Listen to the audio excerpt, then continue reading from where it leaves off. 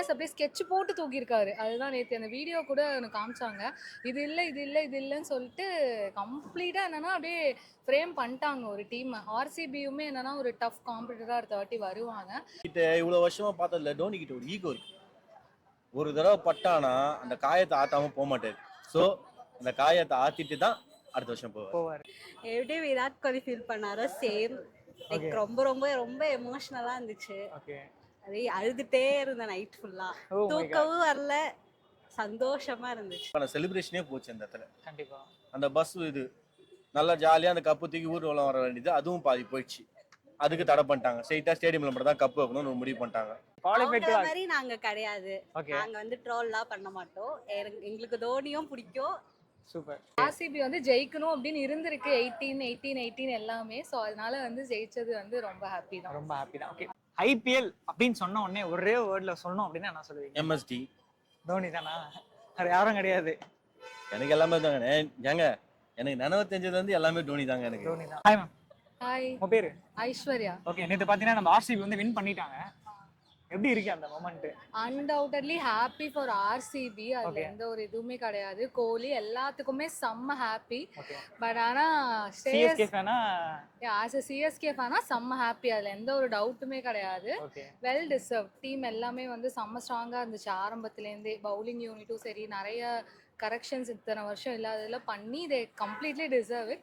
But ஸ்ரேயஸ் ஐயர் பார்த்தா லைட்டாக கொஞ்சம் பாவமாக இருக்குது. அதுதான் வேறு எதுவும். ஓகே, ஆக்சுவலி எதிர்பார்த்தீங்களா திங்க் வின் பண்ணிடுவாங்க அப்படின்னு சொல்லிட்டு? ஏன்னா நிறைய கான்ட்ரவர்சி இருந்துச்சுல. தொடர்ந்து பார்த்தீங்கன்னா எப்படியே வின் பண்ண மாட்டாங்க, ட்ரோல் பண்ணுறதா இருக்கட்டும், நெகட்டிவிட்டி ஸோ நிறைய இருந்துச்சு. அப்படின்னு இருக்கிறப்ப அதெல்லாம் ஸ்ட்ரகிள் பண்ணிட்டு இப்போ வின் பண்ணி கப் அடிச்சிருக்காங்க. ஸோ அது எப்படி இருக்கு? அது கப் அடிச்சது உண்மையிலே பெரிய விஷயம் தான். ஏன்னா 18 இயர்ஸ் ஸ்ட்ரகிள்க்கு அப்புறம் அடிச்சிருக்காங்க. பட் ஆனால் சேசிங்கில் லைக் 190க்கு அப்புறம் நான் கண்டிப்பாக எதிர்பார்க்கல தோத்துருவாங்கன்னு தான் நினச்சேன். ஏன்னா முன்னாடி மேட்ச் தான் ஸ்ரேயஸ் ஐயர் மும்பை இந்தியன்ஸை வந்து செம்மையான ஒரு நாக்கில் ஜெயிச்சுட்டு வந்திருப்பாரு. ஸோ அப்படி இருக்க பட்சத்தில் 190 ரொம்ப ஒரு ஷார்ட் டோட்டலாக இருந்துச்சு. அதை டிஃபெண்ட் பண்ணியிருக்காங்கன்னா இட்ஸ் ரியலி நைஸ். அண்ட் பஞ்சாப்பும் சும்மா இல்லை, ஈக்குவலி லைக் ரொம்ப டஃப் கொடுத்தாங்க. ரெண்டு பேருமே என்னன்னா 50-50 சான்ஸ்ல தான் இருந்தாங்க. அன்னைய நாள் யாருக்கு அமைதோ அது. ஆர்சிபி வந்து ஜெயிக்கணும் அப்படின்னு இருந்திருக்கு 18 எல்லாமே. ஸோ அதனால வந்து ஜெயிச்சது வந்து ரொம்ப ஹாப்பி தான். ரொம்ப ஹாப்பி தான். ஓகே, இப்போ சிஎஸ்கே ஃபேனா பார்த்தீங்கன்னா இப்போ தோத்துட்டாங்க. ஐ திங்க் குவாலிஃபை கூட ஆகல, உள்ளேயே வர முடியல. அது எப்படி இருக்கு அந்த மூமெண்ட்? ஆனால் டோனி அப்படின்னு இருக்கப்ப ஒரு பயங்கரமான ஒரு டீம்.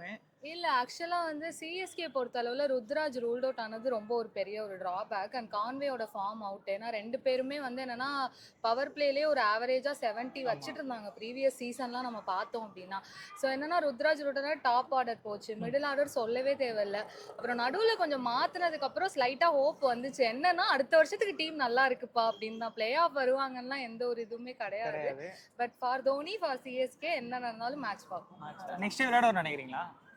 கண்டிப்பா விளையாடுவார். ஏன்னா லாஸ்ட் மேட்ச் ஸ்டேபாக் தான் சொல்லியிருக்காரு. ஸோ அதனால வின் பண்ண சான்ஸ் இருக்கா அப்படின்னு கேட்டா அது ஷோரா சொல்ல முடியாது. ஏன்னா எல்லா டீமுமே ஈக்குவலா வராங்க பிளேயர்ஸ் எடுத்துட்டு அண்ட் யங்ஸ்டர்ஸ். ஏன்னா இப்போ ஆர்சிபி யாருமே எதிர்பார்த்திருக்க மாட்டாங்க ஐ திங்க். ஆமா, ஆர்சிபி எதிர்பார்க்கல. பட் ஆக்ஷன்ல வந்து Dinesh Karthik has played a vital ரோல்னு தான் நான் சொல்லுவேன். அவங்க வந்து பிளேயர்ஸ் அப்படியே ஸ்கெட்ச் போட்டு தூக்கியிருக்காரு. அதுதான் நேற்று அந்த வீடியோ கூட எனக்கு காமிச்சாங்க. இது இல்லை, இது இல்லை, இது இல்லைன்னு சொல்லிட்டு கம்ப்ளீட்டா என்னன்னா அப்படியே ஃப்ரேம் பண்ணிட்டாங்க ஒரு டீம். ஆர்சிபியுமே என்னன்னா ஒரு டஃப் காம்படிட்டரா அடுத்த வாட்டி வருவாங்க. அண்ட் ஆல்சோ வந்து சிஎஸ்கே நெக்ஸ்ட் இயர் விளையாட சான்ஸ் இருக்கா, பிளே ஆஃப் போக சான்ஸ் இருக்கானா இருக்கு.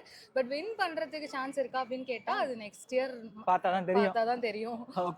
எப்படி விராட் கோலி ஃபீல் பண்ணாரோ சேம். லைக் ரொம்ப ரொம்ப ரொம்ப எமோஷனலா இருந்துச்சு. அதே அழுதுட்டே இருந்தேன் நைட் ஃபுல்லா. தூக்கவும் வரல, சந்தோஷமா இருந்துச்சு. எதிர்பார்த்தீங்களா? ஐ திங்க் அவங்க ஆமா, நான் ரொம்ப ஹோப் வச்சிருந்தேன். 190 அடிச்சா கூட 10 நாளும் டிஃபெண்ட் பண்ணிடுவாங்கன்னு ரொம்ப ஹோப்பா தான் இருந்தேன். ஓகே, கிட்டத்தட்ட பாத்தீங்கன்னா ஒரு 18 வருஷம் பயங்கரமான ட்ரோல், ஏகப்பட்ட ஒரு கான்ட்ரவர்சி. ஸோ அதெல்லாம் பயங்கரமா தாண்டி 25ல வந்து ஒரு விஷயம் பண்ணியிருக்காங்க. ஸோ இது ஒரு ஆர்சிபி ஃபேனா என்ன சொல்ல வரீங்க? ஐ மீன் சிஎஸ்கே ஃபேனுக்கு. ஏன்னா அவங்க தான் நிறைய ஓட்டிருக்காங்க இல்லையா ஆல்ரெடி. ரொம்ப என் ஃப்ரெண்ட்ஸ், என் ஃபேமிலி எல்லாருமே சிஎஸ்கே ஃபேன்ஸ் தான். ஒரு தன்னந்தனி ஆர்சிபி ஃபேனா அவங்க நடுவில் வாழ்றதே கொஞ்சம் கஷ்டமா தான் இருந்துச்சு.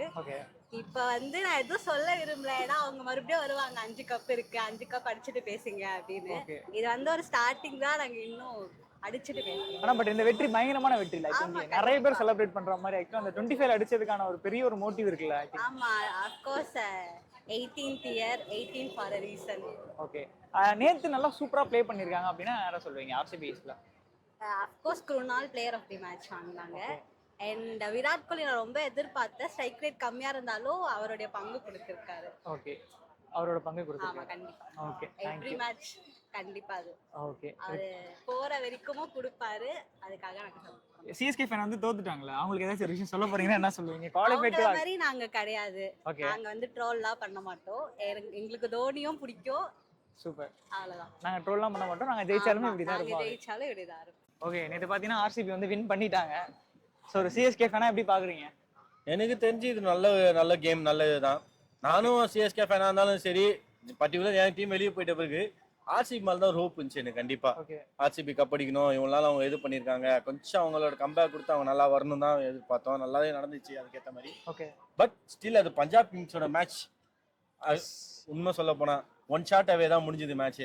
ஓகே, அந்த கொஞ்சம் அந்த சஷாந்த் சிங்க்கு கொஞ்சம் அப்படி பேலன்ஸ் பண்ணுற போது ஒரு பேர் நின்றுந்தானா கண்டிப்பாக பஞ்சாப் பக்கம் மேட்ச் திரும்பி இருக்கும். பட் குணால் பாண்டியா எஃபோர்ட்டு, அந்த போலர்ஸோட எஃபோர்ட்ஸ் எல்லாமே கை கொடுத்துச்சு. ஓகே. மினிமம் அகமதாபாத்தில் ஒரு 200+ டோட்டல்னா கொஞ்சம் கஷ்டம். 190 ஒரு ரீசனபிளான டோட்டலுக்கு அடிக்கக்கூடிய டோட்டல் தான், ஒரு ஃபைட் பண்ணி அடிக்கக்கூடிய டோட்டல் தான். அதையும் கொஞ்சம் இது பண்ணதில் ஆர்சிபிக்கு வெல்டன். ஆனால் ஒன்று கொஞ்சம் மனுஷத்தனமாக பண்ணுங்கடா, ஏன்டா இப்படி போட்டு பண்ணுறீங்க? ஒரு தடவை தானே கப் அடிச்சிங்க, இன்னும் 5 கப்புனா பேலன்ஸ் பண்ணுமா எங்களுக்கு? அதுக்கு ஆக்சுவலா அவங்க சொல்றது என்னன்னா இப்படின்ற மாதிரி காட்டுறாங்க, ஒரு கப் இருக்கு அப்படின்ற மாதிரி ஒரு சிம்பிள்லாம் காட்டுறாங்க. அப்படி நான் காட்ட இப்படி காட்டணுமே, 5 கப் இருக்குடா எங்க கிட்ட அப்படின்ட்டா. இவங்க இப்படி காட்டினாங்கன்னா நான் இப்படி காட்ட வேண்டியதான், மொத்தமா முடிக்க வேண்டிய அவ்வளவுதான். எப்படி ஆக்சுவலி இப்போ பார்த்தீங்கன்னு வச்சுங்களேன், நிறைய ஸ்ட்ரகிள்ஸ் இருந்துச்சு, ஆனால் நிறைய ட்ரோல் பண்ணியிருக்காங்க. அதே சேம் டைம் பார்த்தீங்கன்னா இப்போ நிறைய இதெல்லாம் தாண்டி தான் வின் பண்ணியிருக்காங்க. ஸோ அப்படின்றாலுமே இப்போ கான்ட்ரவர்சியாமே நிறைய பேர் பேசுறாங்க, பாசிட்டிவாமே பேசுறாங்க. ஸோ ஜெயிச்சது அப்ரிஷியேட் பண்ணலாம், அதை தாண்டி அவங்க பேசுறதெல்லாம் எப்படி ஏற்றுக்கலாம்னு நினைக்கிறீங்க? இது ஜஸ்ட் ஃபார் கேம், ஒன்றும் வார் கிடையாது. நம்ம ஒன்றும் இந்தியா பாகிஸ்தானா நம்ம வார் பண்ணிட்டு இது பண்றதுக்கு ஜஸ்ட் கேம் அண்ட் கேமை தான் பார்க்கும்போது, நீ ஜெயிச்சா நான் ஜெயிச்சாலும் ஒன்று தான். உன் குடும்பத்துக்கு ஒன்று வர போடுறது, என் குடும்பத்துக்கு ஒன்று வர போகிறது கிடையாது. இது கேமு, நம்ம ஃபேன்ஸ் அவ்வளோதான். அதை தவிர்த்து வன்முறையில் அடிச்சுக்கிறதும், அவனை தூக்கி போடுறது, இவனை தூக்கி போடுறதும், இவனை ஒரு மாதிரி பேசுறது, அவனை ஒரு மாதிரி பேசுறதுன்றதெல்லாம் ஒரு சில்லித்தனமான கொஞ்சம் விஷயங்கள். ஆர்சிபி ரொம்ப எஃபோர்ட் பண்ணி கஷ்டப்பட்டு இந்த இடத்துக்கு வந்து கோலிகளை அந்த டிராஃபி வந்திருக்கு. அதை கொண்டாடணும், மரியாதையாக கொண்டாடணும். அதை விட்டு நம்ம இந்த மாதிரி வன்முறை ஈடுபடுறது, அவனை இது பண்றது, அவனை டார்ச்சர் பண்றது தப்பு, ரொம்ப தப்பு. அதான் நேற்று சில விஷயங்கள்லாம் நிறைய நடந்திருக்கு. அந்த விஷயத்தெல்லாம் நம்ம அவாய்ட் பண்ணிட்டு போறது விட்டு எதுக்கு நம்ம இது? கோலிக்கு ஒரு கப்பை எடுத்து கொடுத்துருக்காங்க, அவரு மனுஷன் ஜாலியா இருக்காரு, ஒய்ஃப் கூட எல்லாமே செலிப்ரேட் பண்ணிட்டு இருக்காங்க. சரி, உங்களுக்கு அப்படி பண்ணதுனால நீங்க பெங்களூர்ல பண்ண பிரச்சனையே இல்லை, உங்களுக்கான செலிப்ரேஷனே போச்சு அந்த இடத்துல. கண்டிப்பா அந்த பஸ் இது நல்லா ஜாலியா அந்த கப்பு தூக்கி ஊர்வலம் வர வேண்டியது, அதுவும் பாதி போயிடுச்சு. அதுக்கு தடை பண்ணிட்டாங்க. ஸ்ட்ரெயிட்டா ஸ்டேடியம்ல மட்டும் தான் கப்பு வைக்கணும்னு முடிவு பண்ணிட்டாங்க. போச்சு. அதுவும் நம்ம நடந்துக்கிறது தான் எல்லாமே இருக்கு. திடீர்னு வந்தோமா, கப் அடிச்சோமா, மரியாதையா எடுத்து வச்சோமா, நம்ம ஜாலியா என்ஜாய் பண்ணோமா, அதை விட்டு அப்படி பார்த்தா நாங்களாம் சென்னையே சுத்தி நின்னுமே, 5 கப் வச்சு எங்க வைக்கிறது தெரியாம சுத்தி நின்னுவாங்களா? ஐபிஎல் அப்படின்னு சொன்ன உடனே ஒரே வேர்ட்ல சொல்லணும் அப்படின்னா என்ன சொல்லுவீங்க? எம்எஸ்டி. தோனி தானா? வேற யாரும் கிடையாது. எனக்கு எல்லாமே தாங்க. ஏங்க எனக்கு நினைவு தெரிஞ்சது வந்து எல்லாமே தோனி தாங்க. எனக்கு தோனி தான். தோனியே நெக்ஸ்ட் தான். இயர் ப்ளே பண்ணுவார்னு நினைக்கிறீங்களா? கண்டிப்பா சொல்லிட்டு போயிட்டாரு. அது யாருக்கும் புரியலன்னு நினைக்கிறேன். ஓகே, நான் வருவேன்னு சொல்ல, வரமாட்டேன்னு சொல்ல, கொஞ்சம் இன்டர்வியூ கொடுத்துட்டு போயிருக்காரு. கொஞ்சம் ஃபிட் ஆகணும் அப்படின்னு என்ன அர்த்தம்? வருவார். அடுத்து இருக்கு. ஏன்னா தோனி கிட்ட இவ்வளவு வருஷமா பார்த்ததுல டோனி கிட்ட ஒரு ஈகோ இருக்கு. ஒரு தடவை பட்டானா அந்த காயத்தை ஆத்தாம போக மாட்டாரு. சோ அந்த காயத்தை ஆத்திட்டு தான் அடுத்த வருஷம் போவார். போவாரு. அதுதான்.